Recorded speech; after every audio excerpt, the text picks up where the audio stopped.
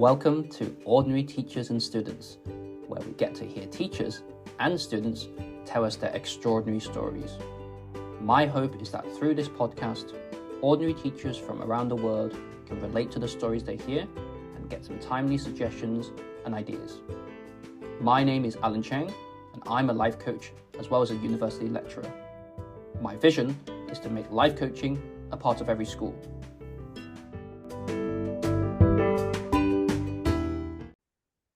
Today, I'm delighted to invite Darren Morgan onto our podcast. Darren began teaching back in 1998 and is currently the head teacher of King's Road School in Trafford in the UK.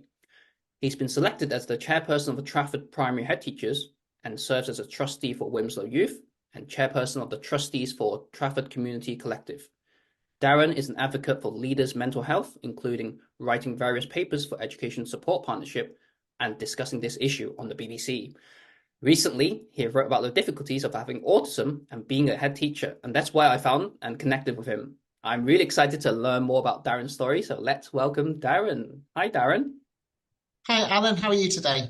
I am very good, thank you. Very excited to talk to you. So, like I told you just before we started recording, you had lots of things that you could have included in the bio, right? But I had to cut some out just to make it nice and concise. So feel free to just tell us more about yourself.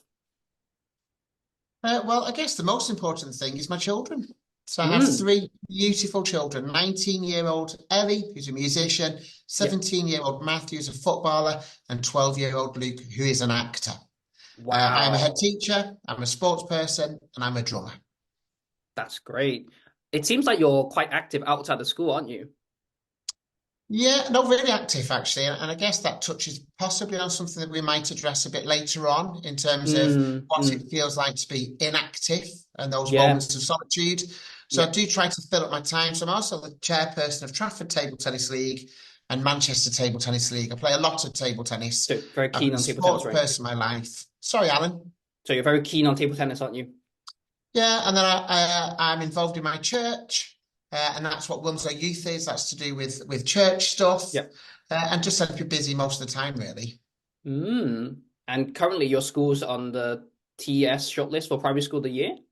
Honestly, I'm just so excited. So excited. So yes, that was announced last week, I think it was, that we're shortlisted. So on the 21st of June, we go to London. And it's the posh bit of London. I think it's a purple square on the Monopoly board. So I'm not sure how to fit in, and that's to go to the awards. What's interesting, actually, is there's 8 schools that have been shortlisted, and one of the others is Wilmslow Grange, and that's on my doorstep where I live. So that's amazing. I live a few schools. Yeah, well, all the best and good luck with that. And by the time this is released to the public, you might have already won the award. So let's hope so. I'm going to start with your teaching career first. So what got you into teaching in the first place? I guess actually it was sport. So when I went to college, I discovered that I enjoy sport. And what is interesting currently is we work with Lancashire Cricket Club quite a lot. And the person who runs education there was my A-level tutor at college, a guy called Ian Seddon, which is just wonderful.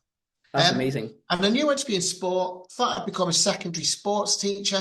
And I guess ended up falling into primary instead. So that's how I got into primary education. And so what's made you stay in teaching then? I love it, honestly. I love it. And I guess the cheesy but accurate answer is people. You'll always hear me talking about people, which means children and adults. Yeah. So that I've only ever worked with just brilliant kids. The kids in I've worked in 5 schools. They've all just honestly been gorgeous. I love them.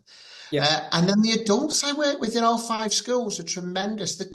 I say in assemblies, on a Monday morning, I could be in an office looking at a wall and looking at a computer, but I'm at the front of the school with, in my case, 700 gorgeous children coming by saying, "Hello, Mr. Morgan." It's the best job in the world. I can tell just from the way you talk about how passionate you are about your job and how much you love it. I'm curious, like, how did you become a head teacher? So obviously it seems like you love the teaching part, seems like you love the kids. Moving on to a more administrative role, like how did that happen? Well, I'm determined to not make it an administrative role, Right. and make it a people role actually. And I guess that's why Mm. I've always been an organizer, I suppose. Yeah. And I guess those skills maybe transfer into communication and leadership. So Mm. as a deputy in my fourth year of teaching, I ended up in a school called Holesley, which is in Suffolk, as a deputy there, Yeah. which was wonderful. Then actually, I guess I stumbled maybe into the deputy headship of a school in Knowsley called Mm. Parkview, which was just fantastic. And that was a school that had failed Ofsted. So the Okay. learning curve there in terms of motivating people, strategizing and prioritizing those kind of things was immense. And I think that Mm. prepared me quite quickly Yeah. into leadership. So I became a head teacher in 2010. And you've just Mm. alluded to, I do find it difficult that I'm not a class teacher. My favourite bit was Yeah. with the children, and you Mm. are a step away from that. There's no doubt about it. Like I'm talking to you now in my office, there's no children Yep. around, but I'm Mm. still Mm. quite close to the children and Yeah. close Yeah. to the staff, and I try to be. I visit every class every day, and I Okay. guess I Oh, joke wow. with the kids and I joke with the Mm. teachers and try and help standards be as high as they possibly can in a non-threatening manner. Mm. Thank you for that. Do you ever try, like, are you ever tempted to give yourself a class? Absolutely not. No, Mm. absolutely not. And the reason for that, I guess, is my role now is impacting upon more people, more Yeah. children, and I absolutely do not have the capacity. So I teach Mm. Booster, and I'm more maths than I am English, so I try and Yep. get Yep. involved with the maths and the Yep. PE, I suppose. But Yeah. the good thing about head teacher is I don't have to teach RE, I don't have to teach English. I pick and choose a little bit more, which is great. Right. So you can do the ones that you really want to do. And for go I mean, it's a really nice day where I am today. For days like these, like it would be great to go outside with the kids, right? Big time, yeah. So I guess being outside, and there's a lot to be said for outdoor learning and actually Yeah. for everybody being outdoors. So mental Mm. health is Mm. Mm. hugely impacted due to the vastness, the fact Yep. that there aren't walls there and you're outside and enjoying outside. And that's, I think, a lesson for children and adults. If you're feeling grumpy, if you're feeling Yep. a bit cabby and feverish, get outside. You're in charge of that. Yeah, yeah, true. Just a nice little walk around the park, seeing some trees, seeing some greenery, I think makes such a big difference, doesn't it? So last night, unusually, I guess, I was working till reasonably late. I didn't finish till about 7. I got home and I Yeah. thought, oh, I can't be bothered going for a walk. And Mm. I did. I went for a walk. And the Mm. minute I was out there, I live near the River Bolling in Wilmslow, and it's just so Right. spacious and Mm. beautiful. And I thought, why did you think you weren't going to go outside? Because the minute I was outside, and what's the alternative, I guess? Yeah, Watching yeah, yeah. EastEnders, eating yogurt. It's better to be outside and enjoy. You Yeah, you enjoy would the never fresh air. regret a walk, right? Oh, absolutely. Sometimes, I guess, and it could be stress levels or tiredness or Mm. overworked. That's what, Mm. and I do think that's one of the things that goes. So that and socializing, you think, oh, I'll sacrifice those so I can do my Mm. work. Mm. And you shouldn't, because in the long term, that costs. Yeah, true. Thank you so much. So we've kind of painted a picture of who you are. So normally for the middle part of the podcast or the main part, we kind of take a deep dive into a particular topic in education that you're passionate about or you want to talk about deeper. Was there something on your mind? Yeah, so I'm really quite passionate about mental health Yeah. in leadership. And I would Mm. also tie that in terms of values and relationships and creating conditions for everyone to thrive. So, and I know we're going to get quite serious now, I suppose. And that when I look at the poor tragedy to Ruth Perry, Yeah. and I don't blame Ofsted for that because I Mm. think there is a space for external accountability for our profession. I think there's things Hmm. that can be improved. Yeah. That's not my point. My point is that the pressures, particularly on Mm. school leaders, but particularly head teachers, I don't think can be understood unless you're Yeah. in it. And it is Ofsted, and it is Mm. safeguarding, it is finance, it's all the stuff that we're going to talk about, or people talk about quite openly. But it's Mm. more than that. It's health and safety, it's occupational health, it's parents. I'm Mm. arguing Mm. with you, pupils who, for whatever reasons, have just really difficult behaviours to manage, or Mm. neighbours parking. Mm. Now, if you put all that together and you try and be a superhero, anxiety goes through the roof. Yeah. And the danger is that so many head teachers are completely isolated and Mm. vulnerable. Mm. And it's Mm. one mistake and you're gone. And my fear is that there have been people that have given up their lives due to the stress that's involved. Um, But below that, there must be what, times 10 of mm, people that are one step away from that, and mm, times another 100 that are one step away from that. And something has to be done urgently to address this matter. I think it's a really mm. critical issue.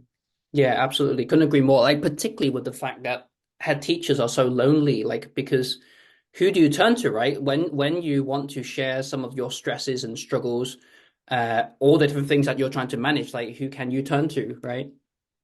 Well, again, you touch on a really relevant point. So, from my point of view, my local authority is great, really Yeah. good. My chair Hmm. of governors is superb. And my SLT, the people I work with are great, and the deputy is Yeah. wonderful. My team's wonderful. So I've got those people that I can turn Mm, to. But I can mm, say story after story after story about head teachers that have given up the job because there is no one to turn to, mm, because people look to them to be a superhero, wearing a superhero cloak. And also, sometimes they put that on themselves by mm. acting that way, which isn't Yeah, helpful.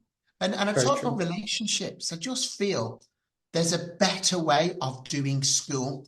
And I think Mm, there's a way where we can treat each other really respectfully and mm, have a loving environment at every single level, rather than the head teacher feeling the pressure of high results and high standards and blah, blah, blah, blah, blah, and mm, being mm, all authoritative. There's a mm, better way. Let's be a team and let's work on this together. And then you create mm. conditions, definitely for children, but also for adults to thrive. Yeah, very true. Because you're taking care of your staff's well-being as well, right? But that has to be authentic, it has to be Mm, genuine, and it has to be relationship driven. And I guess because Ofsted put on their inspection handbook for mm, them to ask leaders about what are you doing for your staff, then mm, sometimes non-authentic measures were put in place because they wanted mm, to tick mm. the Ofsted box, and it Just shouldn't tick the be like box. that for me. It Mm, should mm. be a genuine approach that we care for each other, and you Yeah. can still challenge, and you can still, Mm, excuse me, sorry, excuse me, I'll say that bit again. And you can still challenge, yeah. and you can still support, and you can still have high expectations Mm, in a mm. positive manner, is what I Yeah. think. Absolutely, absolutely. It's almost like parenting, isn't it? Like having high expectation on your kids, but at the same time being very Uh, supportive.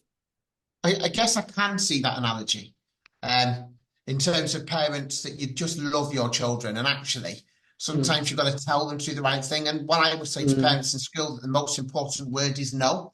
And saying mm, to your children, no, you can't have that ice cream. No, you can't mm. stay up this late. And no, you can't watch this TV program because Yeah. it's inappropriate for you.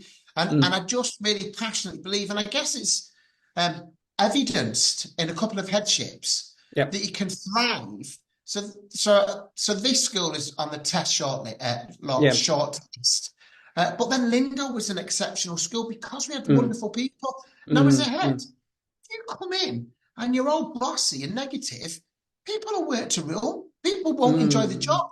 And if people mm. thrive and laugh and enjoy the atmosphere, then your outcomes and the process can be absolutely sky high. Absolutely. So, like, I'm just curious because you have been a head teacher now for um 14. over 14 years. 14 years, isn't it? Right. So, do you feel you've transformed as a head teacher yourself as well? So, I'm guessing you probably learned a lot along the way of being a head teacher at different schools, right? Yeah, but there's things that I did at my last school that I don't do now, and I look back at that with regret in terms of I Mm, don't do it. So Lindo in Cheshire East was a one-form entry school, and a mm, real family atmosphere to it, and really yeah. inclusive and open and friendly. And I knew all the children really well, and all the Mm, parents really well, and we do things after school together and that kind of thing. But because King's Road is three-form entry, the mm, human capacity to remember names, I think, is about 200. So you can't mm, remember 700 names. So I mm. think being head of a bigger school means you are Yeah. one step away. There's loads of Mm, things that I'm better at, but there's also stuff I'm not as good at, I think, as a developer. And I think there's a whole balance between enthusiasm and mm, wisdom. And I mm, mm. guess as you get older and longer in the tooth, theoretically, you become maybe wiser, but Mm. there's a danger of becoming more complacent as well, in Very terms true. of this is how I've always done it. This is the system that works. And I think that's a Mm, danger for all of us. So I think I probably know now what you should be spending your time on. yeah. And what I believe is, as a leader and as a teacher and as a whomever, spend Mm, your time on two things. Spend your time on things you like doing and Mm, spend your time on things that you have to do. Too much mm, of the likes means that you don't get the job done. Too much of the things you have to do and too much mm, time spent on that means that life is pretty boring. And what mm. I've learned as I've got wrinklier is the importance to spend on both of those things. Yeah, and finding that right balance, right? You've mentioned relationships a lot so far, and it's clearly something that you care a lot about. Like, would you like to share with us how you develop those positive relationships with both your staff members, your SLT, or your students? Yeah, there's one answer to this, and that's the answer love. Mm, Really, and we embrace that in this school. And I know that is contentious, and I know the definition of love is so varied and mm, interpretable depending on who you are and what that means to you. What I want is every person in this school to feel loved. mm, I mm, guess in life you come across children and adults that can feel a bit irritating to you. mm, How mm, does that feel to that person? If you, as an individual, or my children, I felt that they weren't loved, or they weren't liked, or they weren't respected, that'd break mm, my heart. And I think mm, the starting point has to be not disingenuously, I mean, authentically mm, cherishing people. Now, if that's your starting point, then it's dead easy to invest. If mm, you mm, truly battle any feelings of any negative feelings for somebody, and you turn it into love, which is mindset that absolutely can be done, then mm, they feel cherished, you feel cherished, and honestly, life is easier. So it's mm, so much easier to say to a child or an adult, can you do it this way if they think you value them. mm. If they think you don't like them, then it's more likely they're going to get a cob on. It's more Yeah, likely in school we talk about a circle of conflict. And yeah, a circle of conflict is a child does something, a teacher tells them off. Because they've been told off, the child behaves inappropriately because now they've got a cob on. mm, Teacher's annoyed, and it just goes flash, flash, flash, and it continues. Now, a mm, child is unlikely to break that circle, but mm, hopefully the adult can. And if the mm, adult can break that circle of conflict, we can move on. And all of that is easier if mm. I and they feel valued. That's so true. Like feeling loved and feeling valued, I think, are particularly important for kids who might not get that at home, right? Oh my word. But honestly, you touched on something that could be a day's seminar. Mm, yeah. And I guess trying to empathize, which is really difficult. It's dead easy to sit here and say it's so much more difficult to practice Yeah. because we have to remember we're human beings too.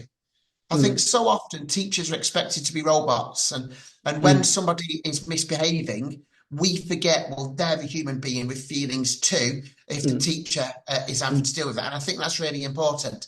And Yeah. what we need to empathize is some children, some adults come from really difficult and Yeah. tragic situations. Mm, And mm, parents might be on the phone all the time or shouting at them at the start of the day.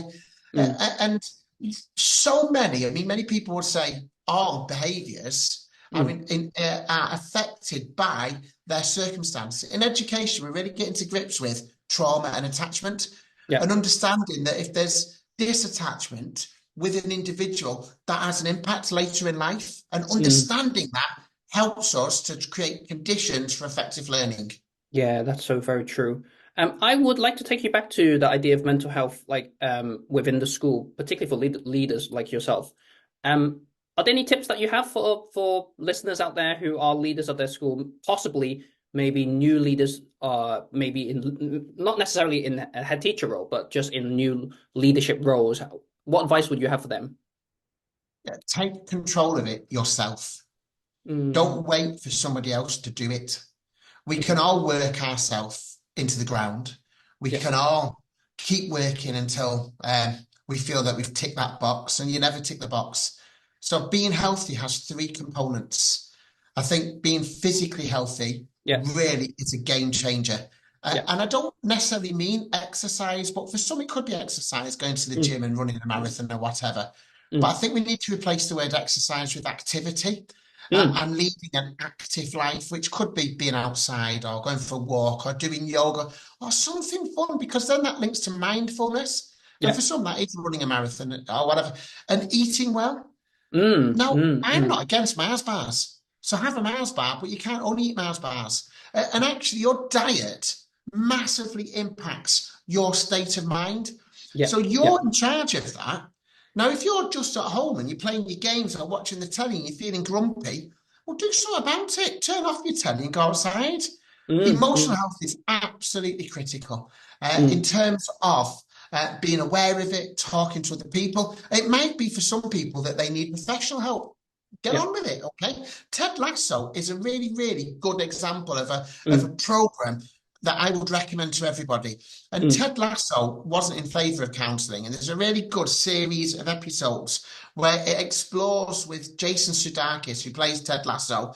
I don't want to do this counselling, and why he doesn't want to do it, and then Mm. eventually embraces it, and it's a game changer for him. And Yeah. then finally, social health.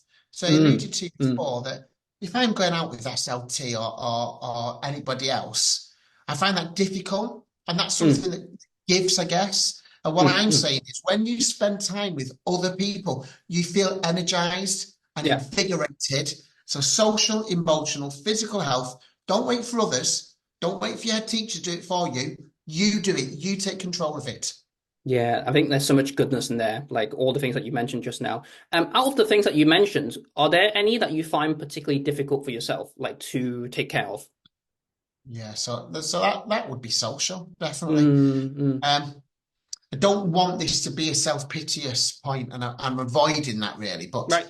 Mm. one of the things I find difficult, and we've talked a lot about relationships, Yep. is relationships Mm, mm, uh, and spending time. I would never pick up the phone and talk to someone, to be honest with you. It's mm, not mm, something that I feel very comfortable with, or small talk, or that kind mm, of stuff. So for me, the stuff that I find challenging is developing and mm. maintaining relationships with Yeah. people. Yeah. And I guess I'm saying this to be helpful. Mm, So it's not about me, it's not an egotistical point. mm. But from my point of view, because of that, that ends up to be quite lonely Mm, and quite mm, isolated life. I live on my own. mm, mm, Last night, I went to bed at 9 o'clock because I went for that late walk, but generally it's between 8:30. And that's mm, because you get to that time and you think, I don't like this. I'm not enjoying this loneliness. mm, mm, Now, mm, mm, somebody maybe without autism might go out or go speak to someone or pick up the phone, but it's not an mm, easy thing for some of us to do. So it's mm, easy to go to mm. bed. Now, the flip side of that meant I was up at 4 o'clock this morning, and I love mornings, particularly sunny Yeah. mornings. So I've quite Yeah. enjoyed today.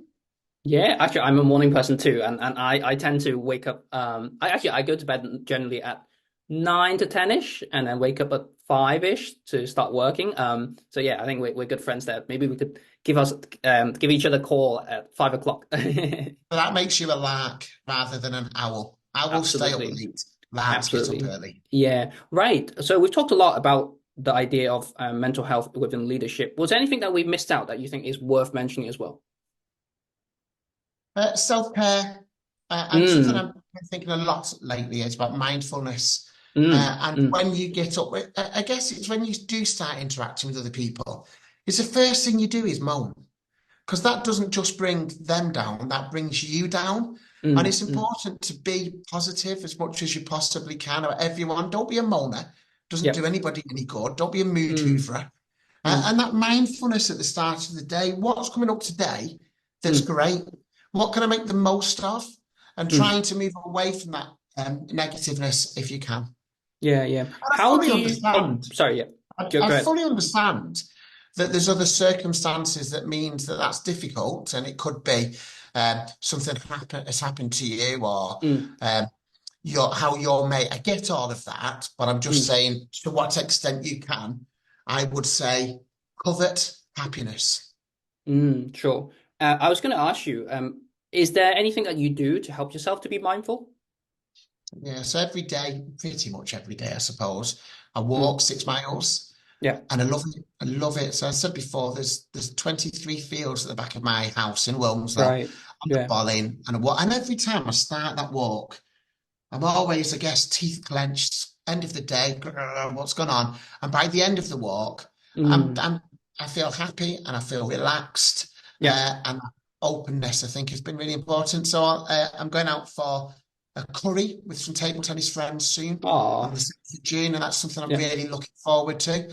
So I know I've talked about how difficult Mm, socializing can be, but yeah. once I do it, oh, I'm really looking forward to it. So that's great. And Yeah. then on the 21st of June, We're going to the posh bit on the Monopoly board to the awards evening with there's 9 of my colleagues going. And That's that's going to be brilliant. great. Yeah, great Absolutely, fun. People I absolutely. love and people who love me. Yeah, yeah. I'm curious, like for people who do moan a lot, I mean, because they might think, oh, I moan because I just want to get off my chest, right? What advice might you have for those kind of people? I think there's a way to be critical. And I Mm, guess it's also about the motivation.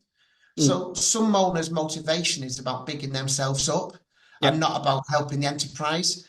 And by the enterprise, I don't mean Star Trek, unusually. And I guess if you've got criticism to help something get better, that's actually great. Yep, And what yep. I would always say is, have you got a solution? But some people feel empowered, I think, a little bit by being negative. And I Mm, guess we talk in my school about how destructive corridor conversations are when mm, somebody's being slagged off and you're only mm, hearing mm, half the story. And I mm, think mm. all of that stuff is really negative to what you're trying to achieve as a school or a college or a workplace. Yeah, very true. Great. Are you ready to move on to the quick fire questions? I am if you are. How would your students describe you? Okay, so they regularly describe me as the best teacher ever. Head teacher Oh, ever.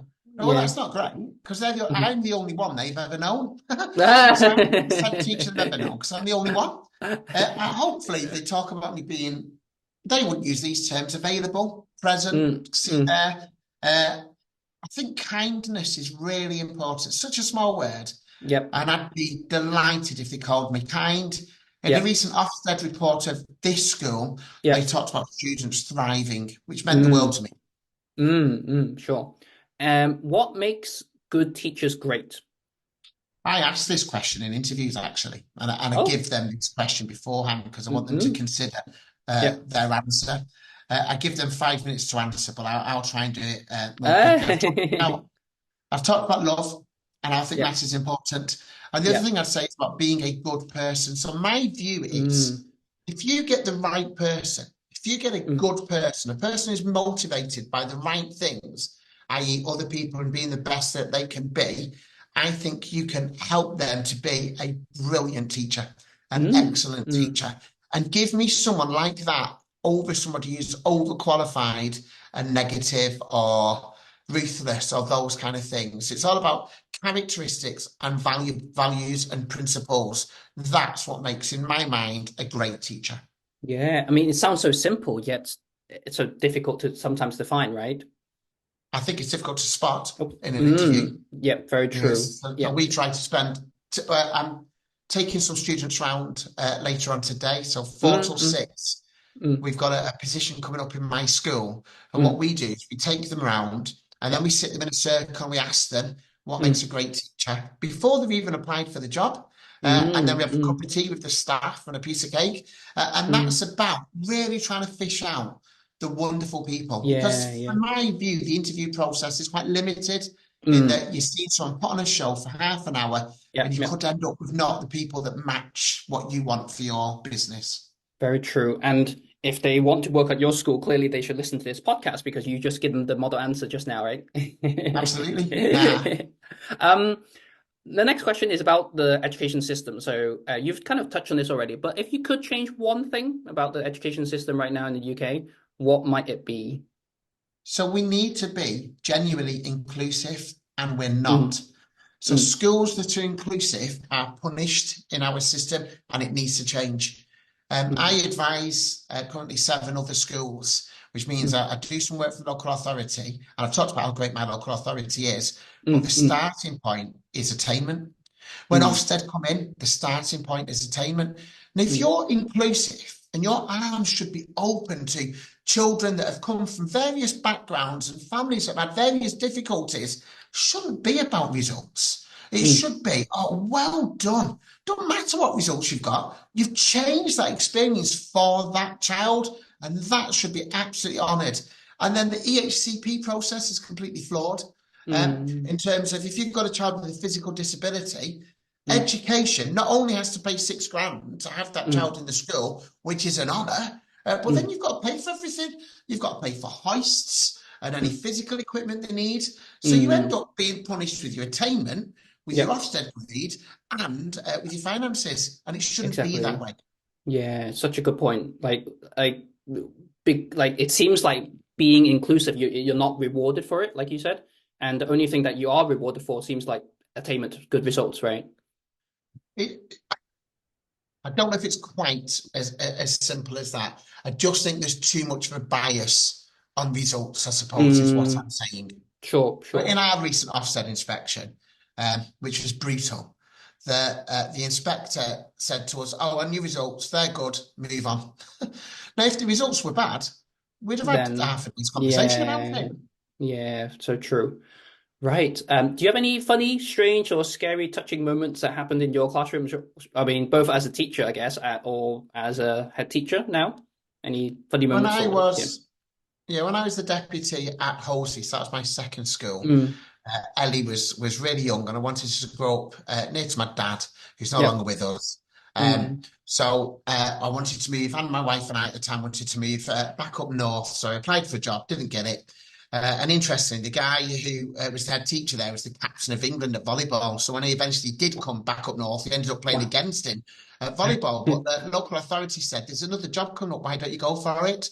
So I lived in Suffolk, went for this job in Knowsley, hadn't seen the school. I was off site.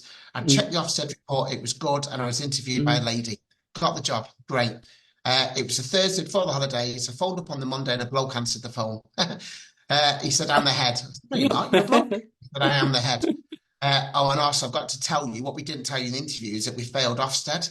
So my good Oh, school that wow. I'd never visited, that was led by a Yeah. lady, now was an inadequate school that was led by a bloke. And I Oh, will wow. just spend one small moment on that bloke. His name's Jimmy Shaw. He was the head Mm, teacher of Parkview, and I have come across so many inspirational people. He is mm. the single most inspirational person I've ever worked with. Um, Wow. just absolutely cherish the kids. And with me as the deputy, you'd go in and he would know the answer to the question. He was so Mm, astute, but he'd mm. have the patience to try and coach that out of me. And he Yeah. did that with everybody. I learned so much from that man. That's great. Thank you for sharing that. What's one question you have for me? I've asked you so many questions so far. I think it's only fair Yeah. for you to ask me a question.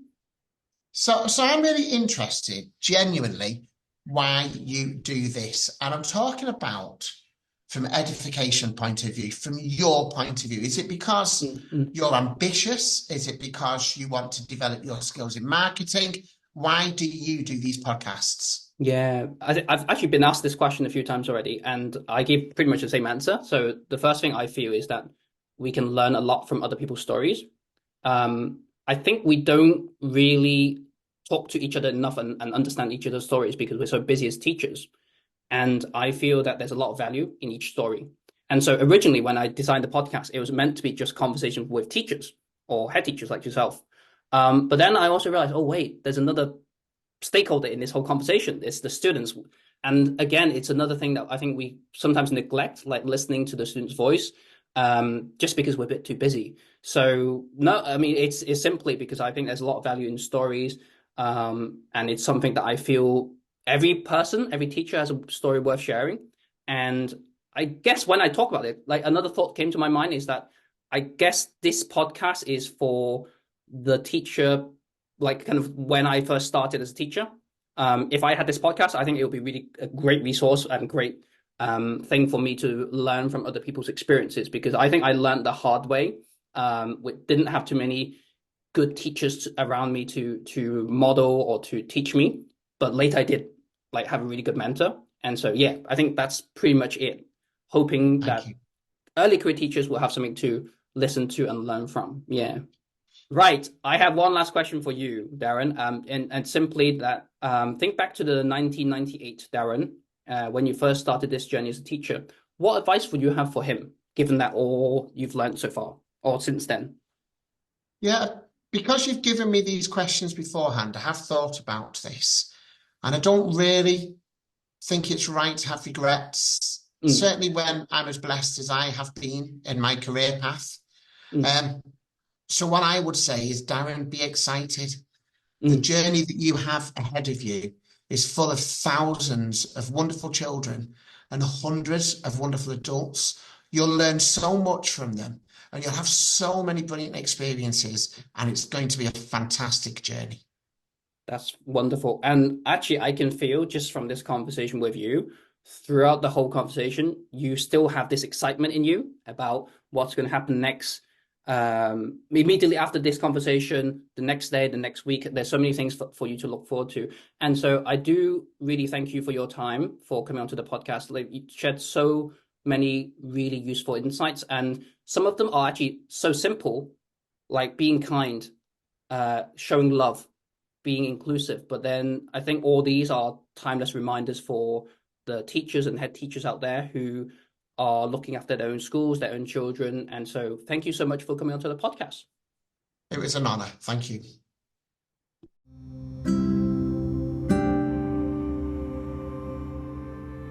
After listening to that conversation with Darren, I hope you feel as inspired and energized as I do. He talked about how school heads can be responsible for so many different things throughout the day, and you can feel quite isolated, particularly when you don't have supportive governors or SLT members. You might be so busy throughout the day taking care of others that you neglect your own needs. He talked about 3 areas that he really focuses on: physical well-being, that's being active and eating well; emotional well-being; and social well-being. But of all the things he does, the one thing he comes back to time and again is love, making those around him feel valued and loved. I hope you enjoyed listening to Darren's extraordinary story, and please do join us again next time on Ordinary Teachers and Students.